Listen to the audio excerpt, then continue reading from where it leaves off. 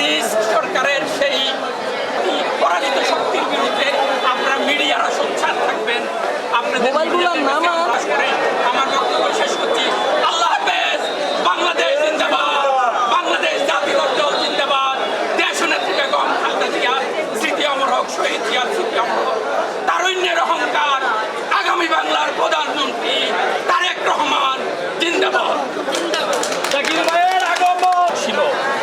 আর 26-এর 25 তারিখে আরেকটা প্রত্যাবর্তন, দুইটার মধ্যে আকাশ পাতাল ব্যবহার। আমাদের নেতা তারেক রহমান যখন বাংলাদেশে প্রত্যাগমন করেছে,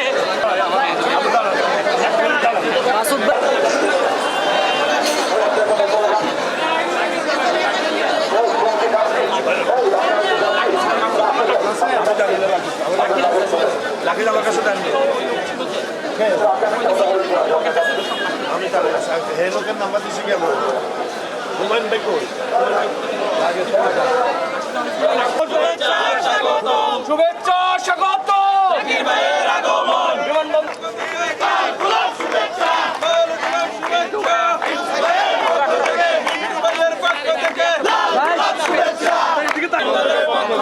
যুব দলের পক্ষ থেকে, বিমানবন্দরের পক্ষ থেকে, বিএনপির পক্ষ থেকে জাকির ভাইয়ের আগমন।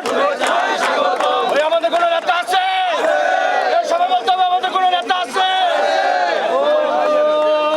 সেই নেতা জাকির ভাই, জাকির ভাই, সবাই বলো। সর্বপ্রথম ধন্যবাদ জানাই প্রিন্ট মিডিয়া এবং ইলেকট্রিক মিডিয়া যে বন্ধুরা আসছেন তাদেরকে। দ্বিতীয়ত, আজকে বিমানবন্দর এবং উত্তরা থানার আমার ফিরোজ ভাই এবং আরও এদের নেতৃত্বে যারা আমাদেরকে আজকে আমাদের জাকির ভাইকে এখানে রিসিভ করছেন, ওদেরকে ধন্যবাদ জানাই। আগামী 12 তারিখে সবাই সকলের অবস্থান থেকে ধানের শীষকে এবং তারেক রহমানকে প্রধানমন্ত্রী বানানোর জন্য সকলে কাজ করবে। আল্লাহ এগুলাম না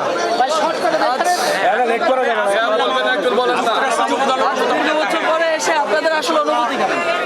17 বছর যে গণতন্ত্রের খবর হয়েছে বাংলাদেশে, আগামী 12 তারিখ আগামী প্রধানমন্ত্রী তারেক রহমানের নেতৃত্বে বাংলাদেশের গণতন্ত্র পুনরুজ্জীবিত হবে। এই প্রত্যাশায় আমরা যুক্তরাষ্ট্র যুবদলের সভাপতি জাকির ভাইয়ের নেতৃত্বে আমরা যারা এখানে এসেছি, আমাদের আহ্বান আপনারা সবাই বুঝতে যাবেন, তারা শেষের পক্ষে ভোট দিবেন। 12 তারিখে ভোটের আহ্বান। 12 তারিখ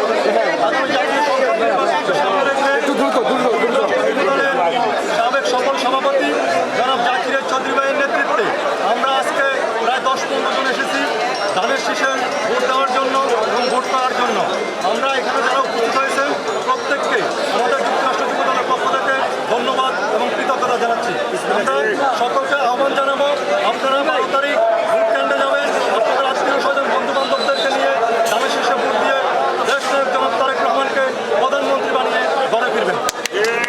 তারেক রহমান শহীদ রাষ্ট্রপিতা জিয়াউর রহমানের সন্তান। এই তারেক রহমান লন্ডনে দীর্ঘ 17 বছর থেকে বাংলাদেশের জনগণের চাওয়া পাওয়া আকাঙ্ক্ষা যেটা ছিল, তারেক রহমান এটাকে ধারণ করে ইনশাআল্লাহ বাংলাদেশের 18 কোটি মানুষের মনের দাবি চাওয়া পাওয়া উপযোগী করে উনি ওনাকে প্রতিষ্ঠিত করে নিয়েছেন। তো তারেক রহমানের নেতৃত্বেই ইনশাআল্লাহ বাংলাদেশের মহান মুক্তিযুদ্ধের যেই চেতনা, সাম্য, মানবিক মর্যাদা এবং সামাজিক ন্যায় বিচার ইনশাআল্লাহ তারেক রহমানের মাধ্যমে আমরা এই 26-এর 12ই ফেব্রুয়ারির নির্বাচনের মধ্যে দিয়ে সকল চক্রান্ত ষড়যন্ত্রকে প্রতিহত করে আমরা ভোটের দিন আপনারা আপনাদের সর্বোচ্চ প্রয়োগ করে যেন মানুষ সুষ্ঠুভাবে ভোট দিতে পারে। আর আপনারা জানেন, যখন এই বাংলাদেশে নিরপেক্ষ ভোট হয়েছে, সুষ্ঠু ভোট হয়েছে, বাংলাদেশ জাতীয়তাবাদী দলের সরকার গঠিত হয়েছে। আমি যে কথাটা বলবো, বেগম খালেদা জিয়া যার জীবনে 3টি স্বৈর সরকারের বিরুদ্ধে আপোষহীন সংগ্রাম করেছিলেন। আপনারা জানেন যে এই নেত্রীকে অনেক চেষ্টা করেছিল মঈন ফখররা বাংলাদেশ থেকে বের করে দিতে। বেগম খালেদা জিয়া বলেছিলেন, তোমরা যদি আমার 2 সন্তানকে মেরে ফেলো, এদেশে আমার লক্ষ লক্ষ নেতাকর্মী রয়েছে, এদেশের অরক্ষিত রেখে বাংলাদেশ থেকে আমি যেতে পারি না।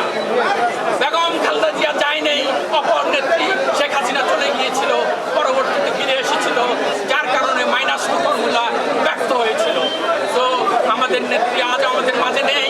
বেগম খালেদা জিয়া আমাদেরকে নির্দেশ দিয়ে গিয়েছেন, যেই নারী সারাদিন সংসারের সকল কাজ করে, বেলা শেষে যখন বলে ওই নারী কি করে, বলে যে ওই নারী কিছুই করে না। আসলে ওই নারী হলো আমাদের সকল কিছু, আমাদের এই নারীরাই হলো। তো তারেক রহমান আজকে বেগম খালেদা জিয়া আমাদেরকে নির্দেশ দিয়ে গিয়েছেন, এই নারীদেরকে প্রায় 5 কোটি পরিবারে 5 কোটি নারীকে ফ্যামিলি কার্ড দিবে। যে কৃষক আমার দেশের আমার আপনার মুখের অন্ন যোগায়, সেই কৃষকদেরকে কৃষক কার্ড দিবে। এবং আগামী দিনের বাংলাদেশের যেই চাওয়া ইনশাল্লাহ তারেক রহমানের নেতৃত্বে আমরা প্রতিষ্ঠিত করব। আপনাদেরকে আবারও ধন্যবাদ।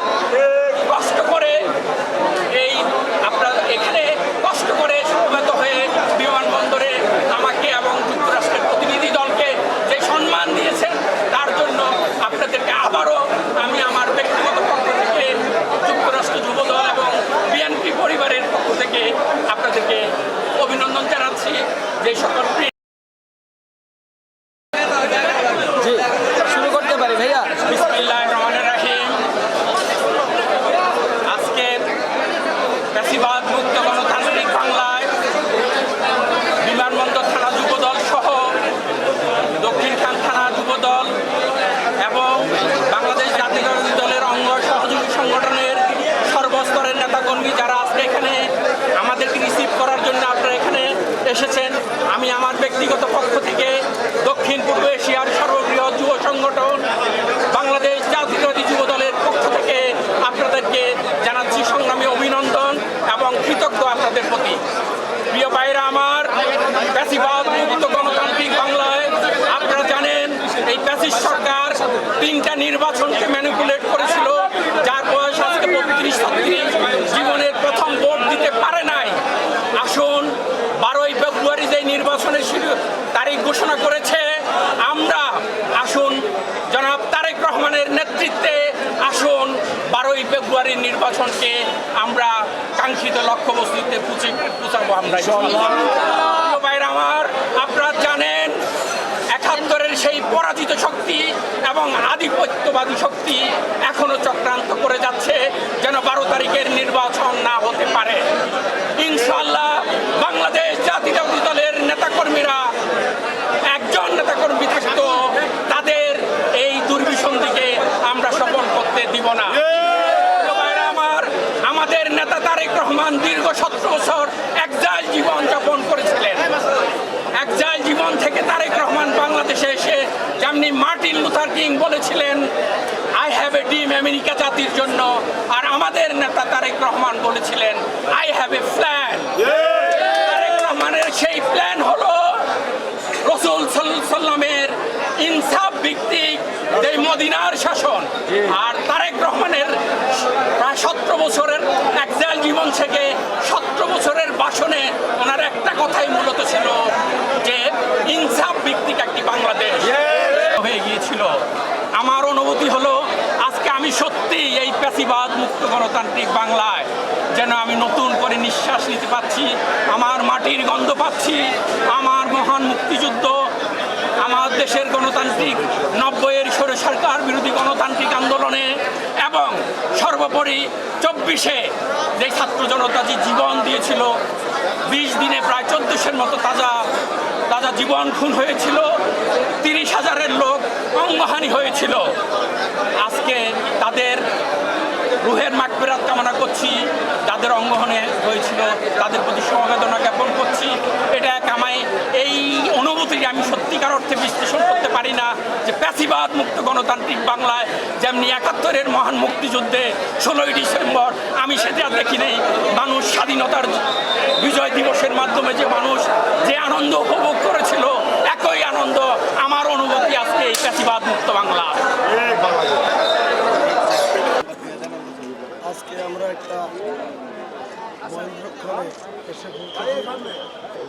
সেটা হলো বিগত 17 বছর আন্দোলন সংগ্রাম করতে গিয়ে প্রবাসী থেকে আন্দোলন সংগ্রাম করতে গিয়ে তিনি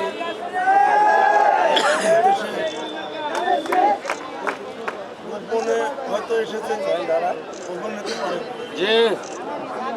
আজকে দীর্ঘদিন পর উনি মুক্ত বাংলাদেশে এসে পৌঁছেছেন।